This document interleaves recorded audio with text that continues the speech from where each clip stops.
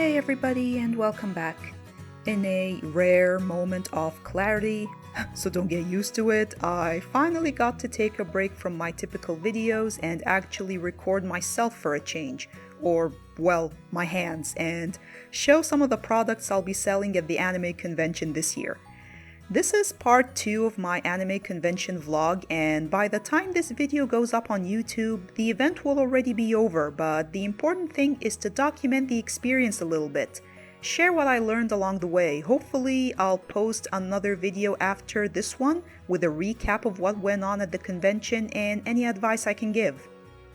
So this year, given the change in the venue and the possibility that not as many people will show up because it's outside the main Cairo and the global situation and everything, I intentionally printed very little.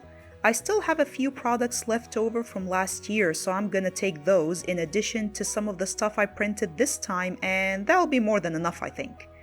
Let me tell you about my preparation process and some of the challenges along the way. Something I noticed at the convention last year is that not enough artists were selling coasters even though there was interest, so obviously, I thought I should be addressing this market gap and add some to my table. I ended up trying 2 different print shops. The first print shop's quality was terrible. I have no idea how they ever thought anyone would accept that kind of quality.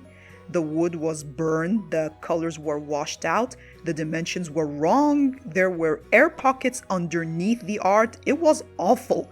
It was a waste of time and money, and weirdly enough, they printed mugs and t-shirts that I had also asked of them, and they looked just fine.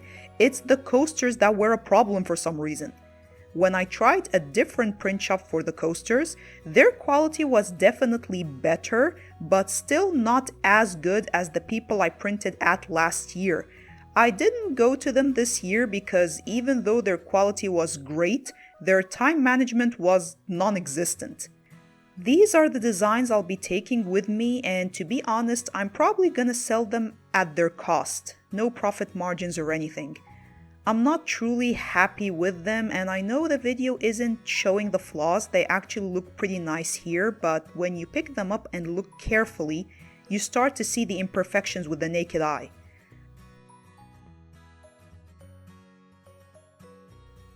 Those were the wooden coasters. I only printed 2 acrylic coasters because they were kinda expensive, but at least they look great. I love how they turned out, and I'm pretty optimistic they'll find new owners. If there's a demand, if people are willing to pay a little more for the better print quality, I'd rather go for acrylic coasters in the future, since they do a lot more justice to the art.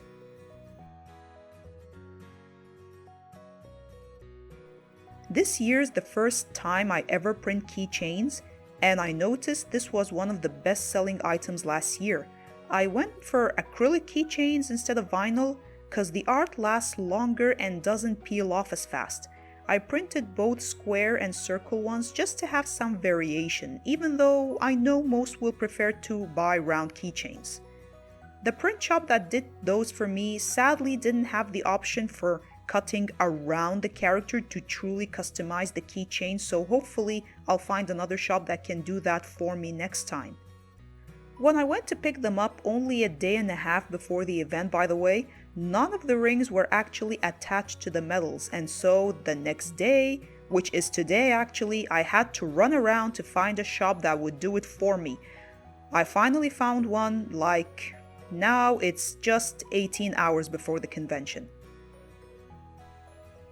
Stickers sold pretty well in last year's con, so naturally I ended up making more. I printed some big shapes and some small ones, as you'll see here. Stickers are actually one of the fastest and easiest things to print here.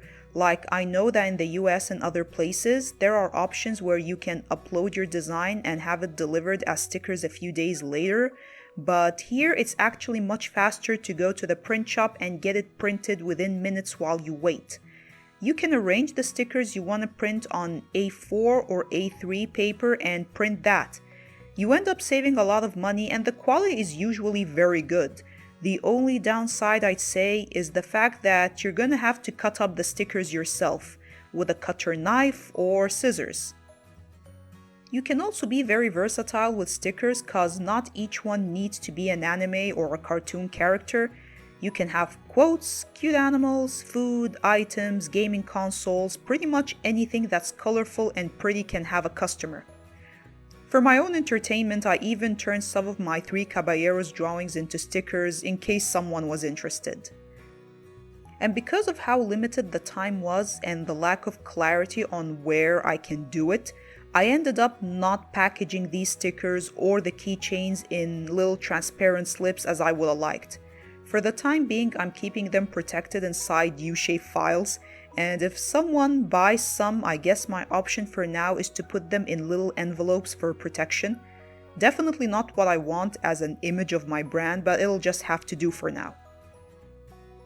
Of course, I need to keep track of everything I printed, so I have a Google Sheet serving as my inventory, where I list every product and how many of it exist.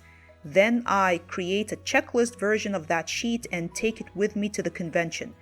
Every time something is sold, I put a check mark next to the thing so I can actually keep track of what's selling and what isn't, what's popular that I should explore further, and what I should do less of. That's how I knew, for example, that I shouldn't be making any bookmarks. Last year I had created 7 different designs and found a place that printed them really nicely and cheaply. However, almost nobody bought them. People obviously weren't interested, and I didn't make any this year. Apparently, none of my friends were surprised by this. When I told them this, they were like, "Yeah, Sarah, people don't read anymore, and when they do, they read on their phones." I mean, true, can't argue with that. Another thing I printed is a few A4 posters. I kept the numbers super low because based on my past experience, these sell very little as well. It's not very practical because the anime stores at the convention, not other artists, I'm talking about the anime stores selling merch, and don't have to go through the effort of creating the art from scratch, sell big posters of official art extremely cheap. When it comes to posters especially, the artist alley gets butchered by the big stores, so us artists learn to pretty much not even try to compete with them there. We stand a better chance when it comes to sketchbooks and stickers and other products like that. With posters, I'm gonna take that stuff that stayed from last year and added some Legend of Zelda fan art to give myself a bit of an advantage because I did notice there's a huge shortage of Zelda art at the convention last year. And I can't know how it'll be this year, but I do still think there's gonna be a big gap for Zelda content that I can use.